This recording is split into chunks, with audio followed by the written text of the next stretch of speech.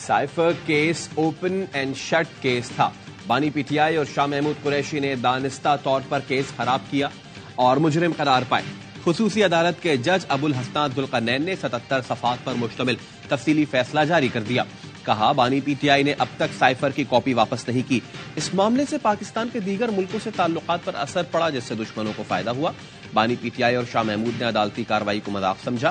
Case میں تاخیر کے لیے چھپن چھپائی کھیلتے رہے, کئی وکلا تبدیل کیے, ہائی پروفائل اور حساس کیس میں ملزمان کو بار بار صفائی کے مواقع فراہم کیے گئے. جو ثبوت عدالت میں پیش کیے گئے وہ ناقابل تردید ہیں. چیف جسٹس اسلام آباد ہائی کورٹ کے سنگل بینچ کے تمام مقدمات کی کاز لسٹ منسوخ. سائفر کیس میں بانی پی ٹی آئی کے حق اجرا ختم کرنے کے خلاف درخواست پر آج سماعت ہونا تھی.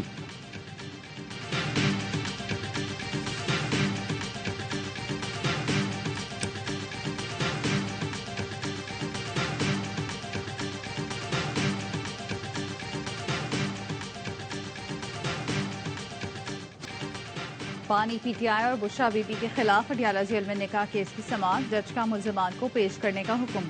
وکلا صفائی کی غیر حاضری پر برہمی کا اظہار. 190 ملین پاؤنڈ ریفرنس کی سماعت بھی آج اڈیالہ جیل میں ہوگی.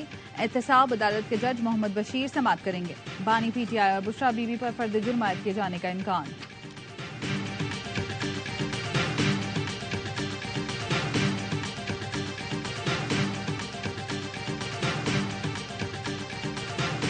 بدقسمتی سے حکومت کو ایک ہی ایشو ہے کہ عمران خان کو کس طریقے سے سزائیں دینی ہے تاکہ ان کے کارکن پی ٹی آئی ورکرز جو ہیں وہ بددل ہو جائیں. لیکن یقین کرو میں کیمپین میں تھا, اس سے اور زیادہ لوگوں کا غم و غصہ بڑھا ہے.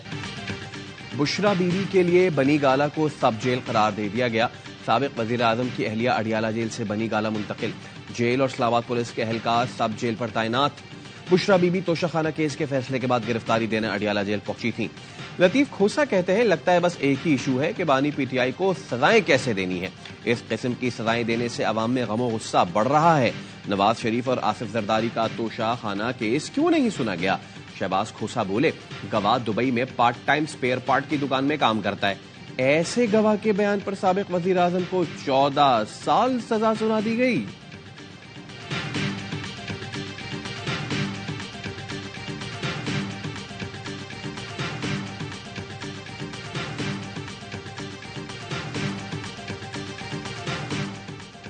جب دوسروں کو سزا ہوئی تو جج محمد بشیر کو مرد مومن کہا گیا. آج ان پر تنقید ہو رہی ہے. نون لیگ کے رہنما مصدق ملک کی پریس کانفرنس. کہا مسلم لیگ نون نے کبھی کسی کے دکھ پر جشن نہیں منایا. فیصلے میں جھول ہے تو اپیل میں جائیں. آپ کے پاس اپیلوں کا فورم موجود ہے. نواز شریف کو تو یہ حق بھی حاصل نہیں تھا.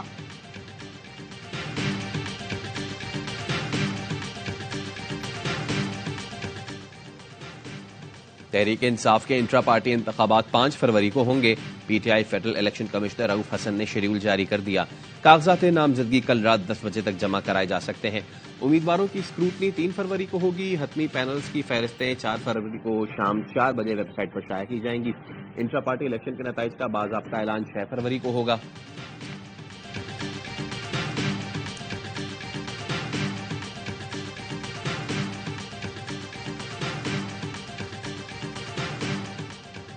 خیبر پختونخوا میں 15 سیاسی شخصیات کو شدت پسندوں کی دھمکیاں موصول. سینیٹر ہدایت اللہ, سینیٹر بختی اختر, سینیٹر مولانا عبدالرشید, امیر مقام, محسن داور, پیر مسعود شاہ, امتیاز قریشی, شاہ محمد, ملک عدنان وزیر, احسان اللہ دیگر شامل. سی ٹی ڈی کا کہنا ہے دھمکیوں سے متعلق پولیس کو آگاہ کر دیا گیا. متعلقہ اضلاع کی پولیس سیاسی شخصیات کو سیکورٹی فراہم کرے گی. خیبر پختونخوا اور بلوچستان میں امن و امان کی بگڑتی صورتحال پر الیکشن کمیشن کا ہنگامی اجلاس آج ہوگا. نگراں وفاقی وزیر داخلہ شرکا کو بریفنگ دیں گے. الیکشن کمیشن کا کے پی اور بلوچستان کے بعض علاقوں میں بیلٹ پیپرز کی فضائی راستے سے ترسیل کا فیصلہ. گوادر, پنجگور, کیچ, کھاران, باجوڑ اور کھرم نے بیلٹ پیپرز ہیلی کاپٹر اور شیون 30 طیاروں کے ذریعے بھجوائے جائیں گے. چیف الیکشن کمشنر کا نگراں وزیر اعظم کو خط. 7 سے 9 فروری تک لوڈ شیڈنگ نہ کرنے کی درخواست. کہا الیکشن کی رات بجلی میں تعطل مشکلات پیدا کر سکتا ہے.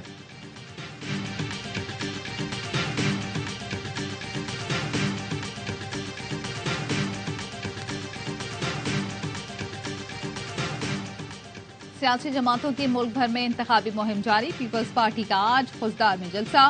بلاول بھٹو زرداری جیالوں سے خطاب کریں گے۔ آصفہ بھٹو زرداری سانگھڑ میں ریلی کی قیادت کریں گی۔ مسلم لیگ نون سوات میں عوامی طاقت کا مظاہرہ کرے گی۔ گراسی گراؤنڈ میں جلسے کے انتظامات مکمل، لیگی قائد نواز شریف اور مریم نواز کارکنان سے خطاب کریں گے۔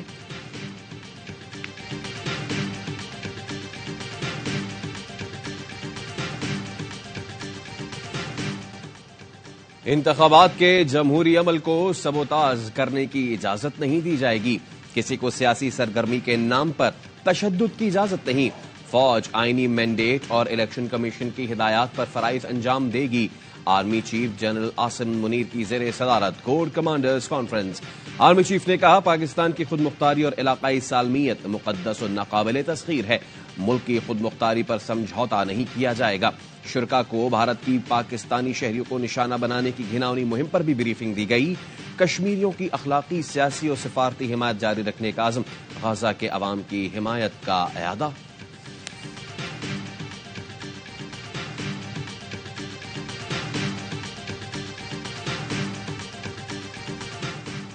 D G ranger Sindh major general Azhar Waqas کی زیر صدارت اجلاس۔ صوبائی الیکشن کمشنر آئی جی اور ایڈیشنل آئی جی کراچی کی شرکت۔ الیکشن کے دوران سیکیورٹی اقدامات کا تفصیلی جائزہ لیا گیا۔ رینجرز اور پولیس کی مشترکہ سنیپ چیکنگ کا فیصلہ۔ الیکشن کے دوران مشترکہ فلیگ مارچ بھی کیا جائے گا۔ سندھ رینجرز کے دستے بطور کوئک رسپانس فورس تعینات رہیں گے۔ ترجمان رینجرز کے مطابق الیکشن کمیشن کے قوانین اور ضابطہ اخلاق کی مکمل پاسداری یقینی بنائی جائے گی۔ خلاف ورزی پر سخت تادیبی کارروائی ہوگی۔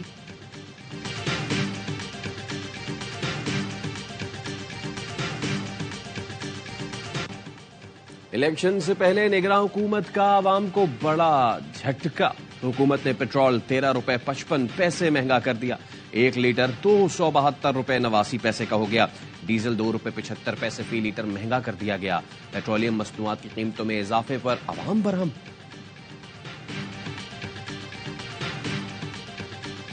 میں برف باری کے بعد سیاحوں کا رش لگ گیا۔ انتظامیہ نے شدید برف باری اور سڑکوں پر پھسلن کے باعث مزید سیاحوں کا داخلہ بند کر دیا۔ 17 میل پر پولیس اور انتظامیہ تعینات۔ بالائی علاقوں نے برف کی سفید چادر اوڑھ لی۔ ایبٹ آباد، گلیات، سوات اور منسہرہ میں برف باری نے سحر طاری کر دیا۔ رابطہ سڑکیں بلاک ہو گئی۔ لاہور سمیت پنجاب کے کئی شہروں میں بارش، سردی کی شدت میں اضافہ۔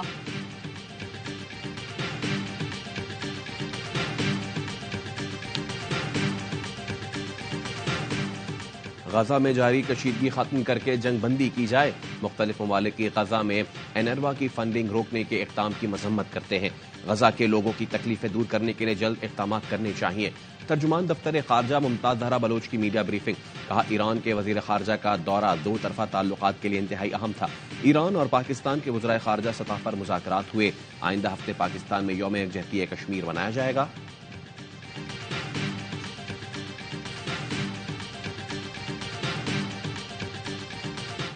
ایران میں قتل کیے گئے 9 پاکستانیوں کی میتیں پاکستان کے حوالے کر دی گئیں۔ اسسٹنٹ کمشنر تفتان وقار کاکڑ کے مطابق ایران کے سرحدی گارڈز نے میتیں تفتان راہداری گیٹ پر پاکستانی حکام کے حوالے کی۔ مقتولین کو ایران کے شہر سرکان میں نامعلوم مسلح افراد نے قتل کیا تھا۔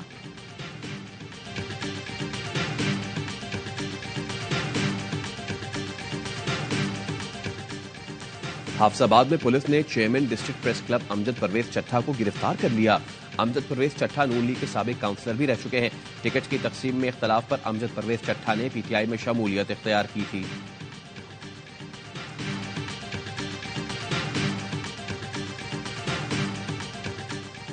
سی ٹی ڈی پنجاب کے اوکاڑا بے نظیر روڈ پر کارروائی۔ کالعدم تنظیم کے 2 دہشت گرد گرفتار۔ ترجمان سی ٹی ڈی کے مطابق ملزمان سے اسلحہ، بارودی مواد، ڈیٹونیٹرز، بیٹریز اور پرائمر کارڈز برآمد۔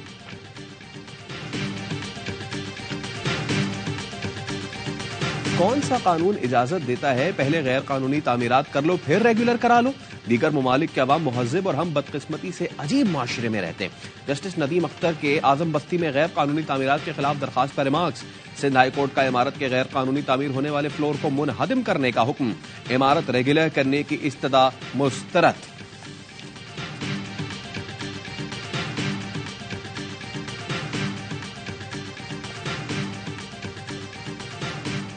عوام الیکٹرانک طریقے سے جائیداد رجسٹریشن کے لیے درخواست یا دستاویز دے سکیں گے.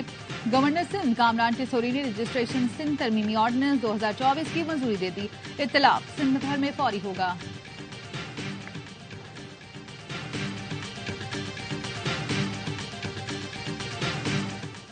لاہور چلڈرن اسپتال کے ایمرجنسی اور وارڈز کی اپ گریڈیشن مکمل. 100 مزید بیڈز کا اضافہ. نگراں وزیر اعلیٰ پنجاب نے اپ گریڈڈ ایمرجنسی بلاک کا افتتاح کر دیا.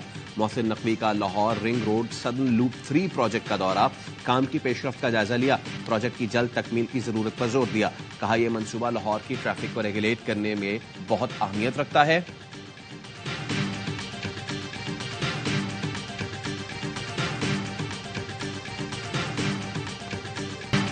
بھارت قاتلانہ حملوں سے ڈرا نہیں سکتا. بیرون ملک سکھ رہنماؤں پر قاتلانہ حملوں کے بعد خالصتان تحریک اور مضبوط ہوئی.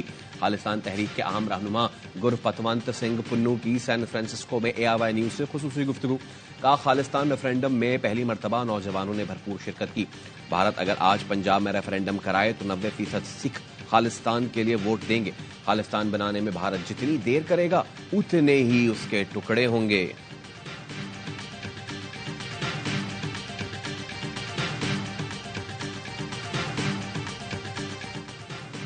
امریکہ نے بھارت کو $3 ارب کے ڈرون بیچنے سے انکار کر دیا. امریکی حکومت کے مطابق جب تک مودی سرکار گرپتونت سنگھ کے خلاف قتل کی سازش کی مکمل تحقیقات نہیں کروائے گی تب تک ہندوستان کو ڈرون نہیں بھیجے جائیں گے.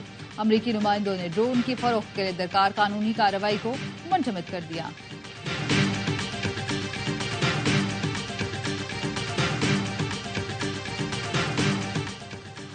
امریکی سینٹرل کمانڈ کے commander general mic Eric Kurilla کو سعودی عرب کا دورہ. سعودی آرمی چیف جنرل فیاض الرویلی سے ملاقات. سعودی وزارت دفاع کے مطابق دو طرفہ تعلقات، معاہدوں اور تعاون پر تبادلہ خیال اور مشرق وسطی میں بڑھتی ہوئی کشیدگی پر اظہار تشویش کیا گیا.